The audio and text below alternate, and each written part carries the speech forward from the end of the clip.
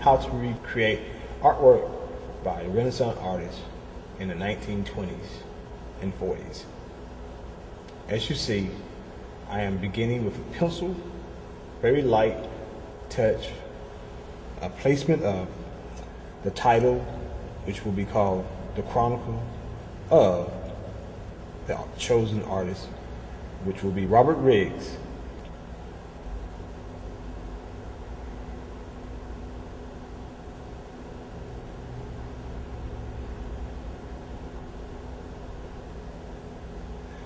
And now I'm putting in line, basically like the heading, or just the title, and there's a separation of line here. We're quickly going back and finish the penciling in the word chronicle.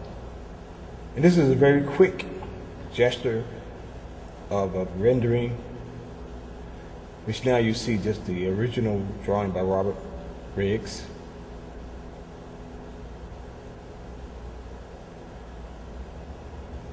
All right, once again, back to the pencil portion,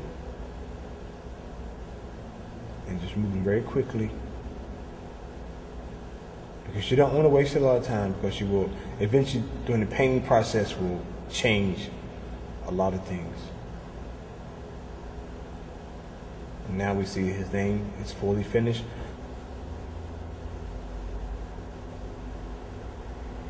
Now going into the process of painting, which is more of a glazing. It's the first layer that I usually do before I add actual painting. So now I'm going over my letters, which is the title, called The Chronicle of Robert Riggs. And this gives an idea to each artist or viewer of how to start a painting without actually going strictly into the painting process first. And each artist works in a different process. Here you see I'm working on putting a box where I call my layout, or where my image will be, and alongside that will be box area for columns, which we call columns for the text. And once again, this is a very quick, gesture and movement, not trying to be too perfect here, because this is more just a demonstration. So now you see the finished box, and now we're going to begin to work on the image. And first, once again, we will go into the pencil process. So now I'm laying out my position of composition for lines for the ring and the base of the mat where the boxing ring is.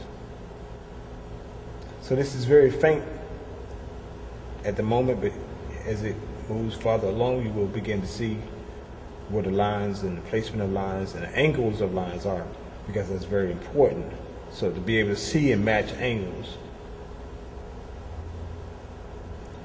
because a lot of artists sometimes have a hard time doing that. They want to get in a hurry. So here I've done that, and now I'm going into filling in, we call masking in shadows. So I'm not trying to do any detail, but I'm just masking in with my shadows and where the pencil lines are, and just kind of going over that.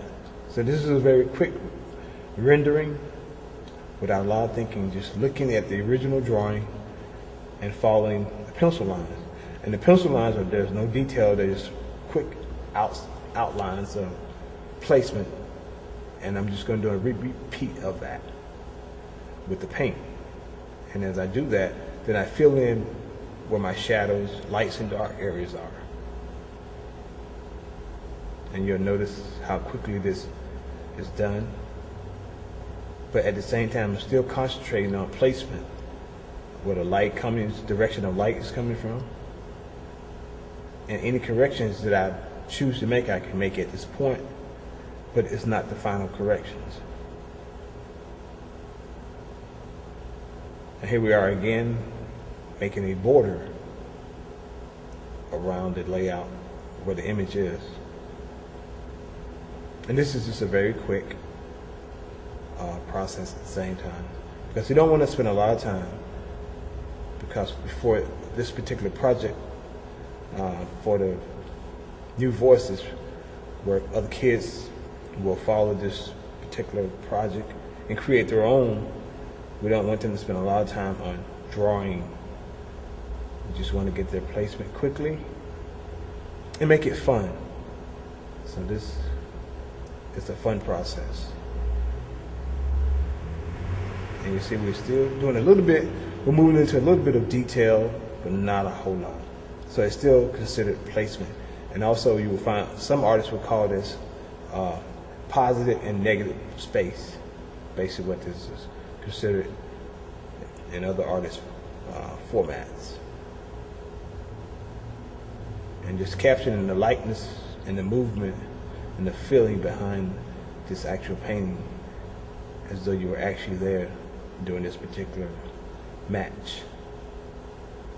And this is Joe Louis when he won that fight.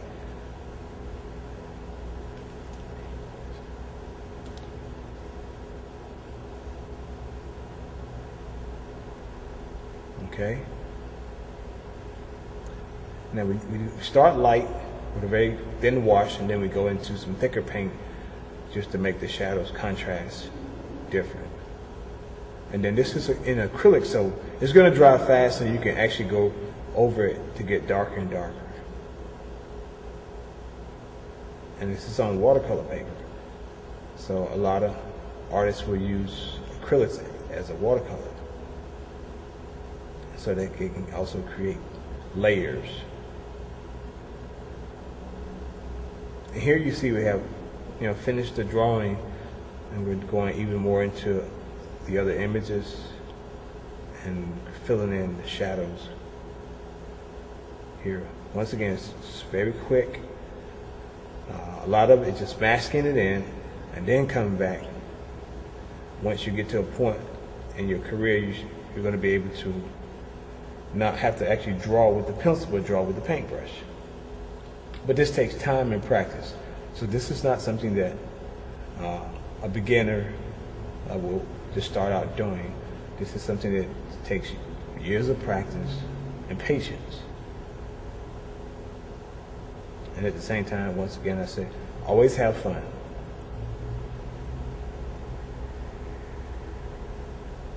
And this is the first demonstration by Leo Rucker. And it gives you an idea of the growth by studying other artists like Rembrandt from the Renaissance period.